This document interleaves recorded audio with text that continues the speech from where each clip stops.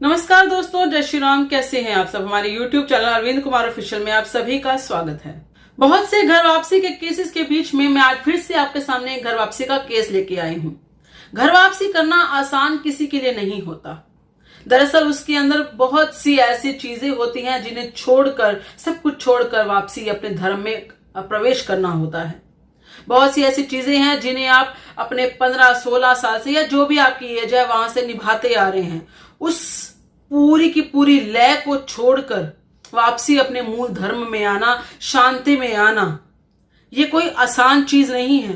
क्योंकि बहुत से ऐसे रेडिकल लोग होते हैं जो इस चीज के लिए आपके पीछे पड़ जाते हैं, जो इस कार्य के लिए आपको मारने तक की धमकी दे देते हैं। हो सकता है इस घर वापसी के चक्कर में आपका परिवार आपसे रूठ जाए, लेकिन फिर भी उन लड़कियों की या ये कहें उन लड़कों की हिम्मत है जो इतना सब कुछ करते हैं।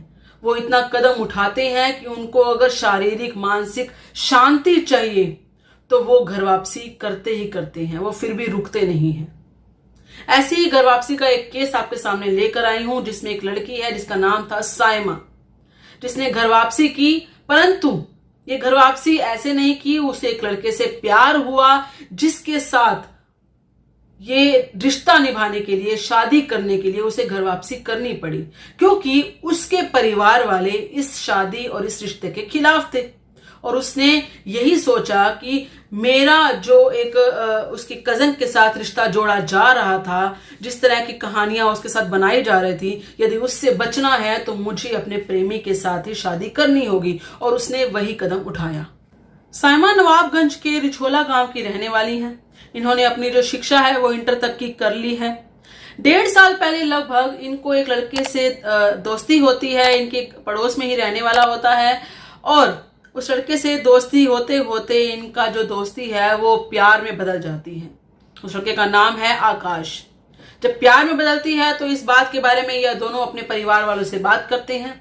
आकाश अपने परिवार से बात करता है, साइमा अपने परिवार से बात करती है।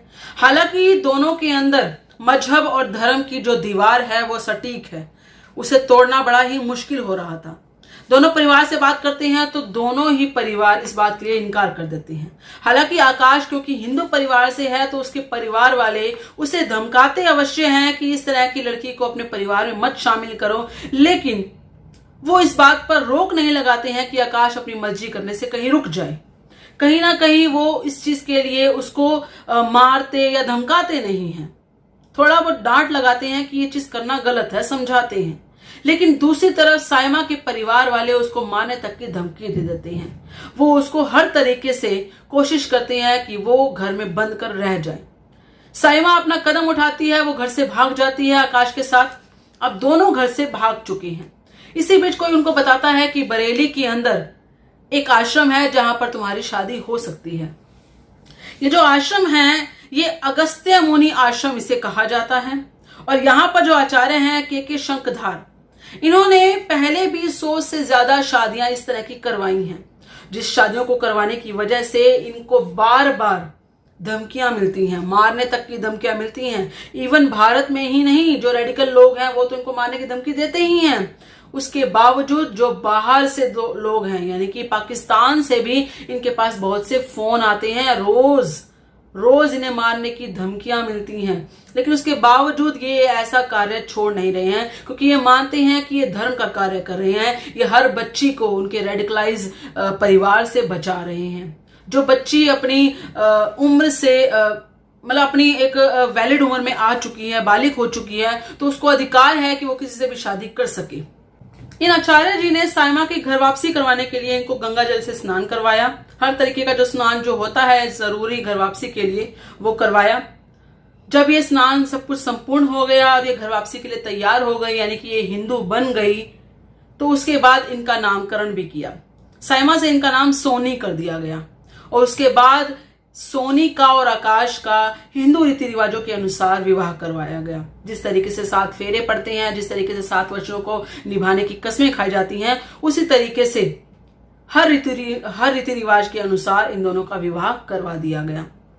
अब ये दोनों खुश हैं और अपनी लाइफ जीना चाहते हैं।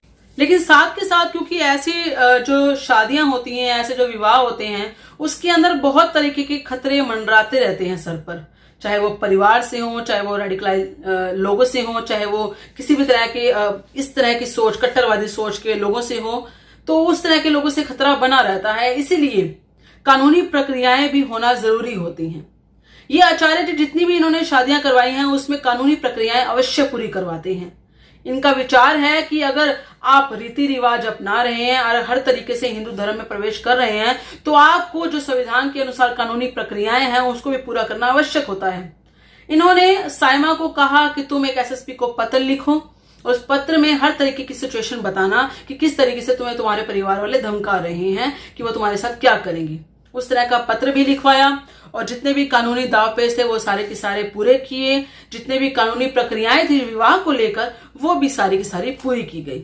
यानी कि कानूनी रूप से भी इनका विवाह संपन्न करवाया गया और जो हिंदी रीति रिवाज है उससे भी इनका विवाह संपन्न करवाया गया। बाकी आप सबका जो भी कहना हो इस बारे में कृपया करके अपने विचार कमेंट में जरूर बताइएगा। इस वीडियो को लाइक और शेयर जरूर कीजिएगा। धन्यवाद। जय श्री राम।